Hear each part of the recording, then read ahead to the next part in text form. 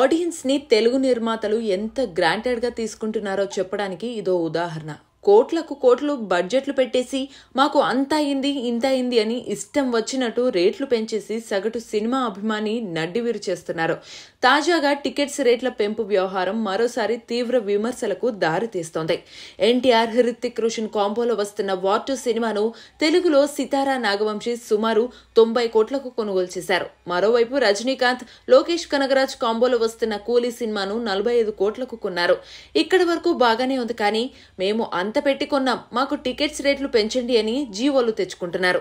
కూలీ చెన్నైలో PVR ticket rate 183 కాగా హైదరాబాద్ పీవీఆర్ 453 రూపాయలుగా ఉంది. కూలీకి సొంత స్టేట్ లో అంత తక్కువ రేట్ ఉంటే మన దగ్గర మాత్రం దానికి మూడింతలు పెంచి మరీ సొమ్ము చేసుకుంటున్నారు. అటు వార్ 2కు కూడా అటు ఇటుగా ఇవే ధరలు ఉన్నాయి. స్ట్రైట్ సినిమాలంటే ఏమో గానీ డబ్బింగ్ సినిమాలకు ఇంత రేట్లు పెంచడం అనేది ప్రేక్షకుడిని దోచుకోవడమే అంటూ అసహనం వ్యక్తం చేస్తున్నారు. ఎంత పెంచినా సరే అభిమానులు సినిమా చూస్తారులే అని గ్రాంటెడ్ గా తీసుకోవడం మంచి పద్ధతి కాదని అంటున్నారు. ఈ సినిమా పరిస్థితి ఇలాగే కొనసాగితే ఒకప్పుడు థియేటర్లో సినిమాలు చూసేవాళ్ళం అనే రోజు వస్తుంది.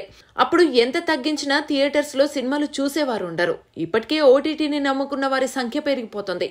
కాబట్టి మూవీ మేకర్స్ బడ్జెట్ పెట్టేటప్పుడు, రైట్స్ కొనేటప్పుడు ఇలాంటి లెక్కలన్నీ వేసుకుంటే బెటర్.